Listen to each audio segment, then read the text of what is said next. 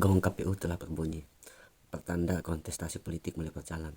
Para calon bupati bersama tim pemenangan mereka masing-masing sibuk bekerja dengan cara turun ke tiap-tiap desa berkampanye dan menyampaikan visi misi untuk mendapatkan simpati dari masyarakat. Semua gagasan terlihat baik, namun yang bahayanya apabila ada oknum politisi yang gagasannya kurang meyakinkan, akhirnya menggunakan amplop untuk meyakinkan masyarakat. Kadang mereka menjatuhkan pasangan calon lain. Semua itu dipandang sebagai sesuatu yang normal. Logika mereka mati hanya karena ingin memperebutkan kekuasaan. Cuman yang kita lihat, kita dengar dan rasakan adalah sebuah keniscayaan yang penuh kemanifikan. Mereka berteriak atas nama rakyat, padahal semua itu hanya manipulasi belaka. Ujung-ujungnya rakyat menjadi korban atas kemunafikan dari oknum-oknum politisi ini. Munafik itu diartikan sebagai berpura-pura atau omong kosong, dan sifat munafik dalam politik adalah perbuatan paling jahat. Sebab orang munafik adalah orang yang melakukan sesuatu tidak sesuai dengan ucapannya, alias omong kosong. Kita tahu seorang pemimpin yang baik tentu memberikan teladan perbuatan yang baik kepada masyarakatnya. Bukan hanya nasihat, melainkan perbuatan yang sesuai dengan apa yang dikatakan. Pemimpin yang baik juga memahami bahwa tanggung jawabnya lebih utama daripada untuk memenuhi kesenangan sendiri. Tentu dalam hal ini kesenangan yang dilandasi nafsu untuk mencintai dunia.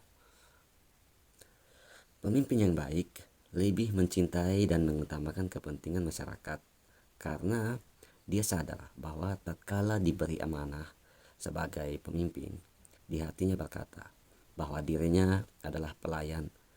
Dia berbuat dan melayani, tidak berharap apapun dari dunia, melainkan berharap akan surga. Itulah pemimpin yang takut akan Tuhan. Hal ini terlihat pada pasangan kita Eba yang benar-benar siap untuk melayani rakyat, mengorbankan diri untuk rakyat Kabupaten Malaka. Sebagai masyarakat, kita perlu cerdas dalam memilih. Jangan mau ikuti mereka yang penuh dengan kemunafikan. Jangan. Sebab ada banyak politikus yang baik dan mereka siap bekerja untuk rakyat. Dan saya melihat ini ada pada pasangan kita Eba, dia memiliki sifat ini, di mana mereka condong mendengarkan keluhan dari masyarakat, tidak hanya mendengar keluhan istri, anak, atau keluarganya saja. Selain itu, kita Eba adalah calon pemimpin yang rendah hati. Meskipun dia sebagai pemimpin, dengan sifat rendah hatinya, dia dapat menyempurnakan kepatuhan dan kesalehannya. Seorang yang patuh dan saleh itu menjadi sangat penting dalam memimpin. Namun perlu kita bedakan bahwa rendah hati berbeda dengan rendah diri.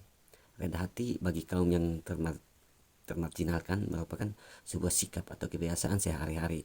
Sementara rendah diri dan kemunafikan hanyalah sikap pengantar bagi para oknum politisi pecundang. Sebagai pribadi, saya memandang bahwa pasangan kita Eba pantas untuk memimpin Kabupaten Malaka. Sebab kerendahan hati seorang pemimpin akan benar-benar melayani masyarakat, bukan hanya sekedar slogan yang dari rakyat, oleh rakyat, dan untuk rakyat. Itu no. Maka sifat ini harus menjadi kriteria utama bagi kita dalam menentukan seorang pemimpin. Pemimpin yang baik juga tidak mengumbar janji manis, tidak banyak bicara, tetapi lebih banyak mengeksekusi, sebab dia sadar bahwa mengingkari janji adalah sebuah kepalsuan. Dan kenapa saya mengajak untuk kita harus memilih pasangan kita Eba? Sebab pasangan kita Eba adalah pemimpin yang baik menurut saya, dan mungkin menurut banyak orang. Pemimpin yang selalu berpihak kepada rakyat kecil, bukan mereka yang berpihak kepada orang-orang yang memiliki segalanya, seperti para oknum pengusaha kotor, atau berpihak pada mereka yang memiliki jabatan tertentu, sementara kaum yang termarginalkan diabaikan. Untuk menghindari hal itu, maka sebagai rakyat harus benar-benar menentukan pilihan yang tepat. Kalau jika rakyat salah memilih, maka pengusaha-pengusaha kotor yang akan bangga dan menambah kekayaan, sementara rakyat kecil akan gigit jari. Jika itu terjadi, maka bisa dikatakan bahwa itu adalah sebuah kejahatan yang luar biasa. Kejahatan yang sangat luar biasa terhadap rakyat. Namun, lagi-lagi, rakyatlah yang harus cerdas menentukan pilihannya untuk membedakan calon pemimpin yang jujur dan yang tidak jujur sulit memang, tapi kita tetap harus memaksakan diri untuk memilih pemimpin yang jujur. Kejujuran memberikan informasi tentang sesuatu sesuai fakta, dan kejujuran didorong oleh akal yang memastikan dan ayat suci yang menguatkan, sedangkan kebohongan dilarang oleh akal dan dihalangi oleh ayat suci. Melalui video ini, saya mengajak seluruh masyarakat Melaka untuk cerdas dalam memilih, sebab ke depan Malaka akan menjadi milik anak-anak muda, bukan milik para koruptor lagi. Kita berusaha untuk sikat habis ke para koruptor. Kita sadar betul bahwa kesempurnaan yang tidak ada bagi manusia.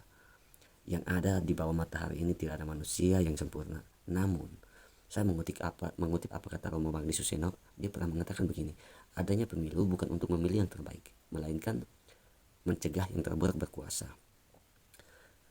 Sebagai generasi muda, harusnya punya keberanian untuk melawan ketidakadilan yang terjadi di kabupaten kita, terutama di Malaka ini. Mari kita selamatkan mereka yang tertindas, sebagaimana Soekarno mencetuskan Marhaenisme, yakni untuk mengangkat harkat hidup massa Marhaen, dalam arti terminologi lain dari rakyat Indonesia yang memiliki alat produksi namun masih tertindas.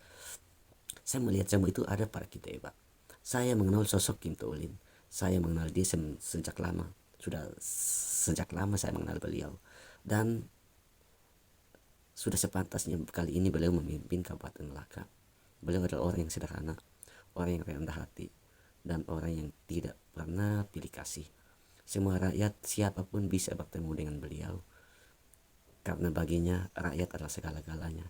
Kalau rakyat tidak bertemu dengan beliau, mau bertemu dengan siapa? Sebab rakyat itu sangat membutuhkan bantuan dari seorang pemimpin. Salam kita Eba, menang, Melaka Ilas.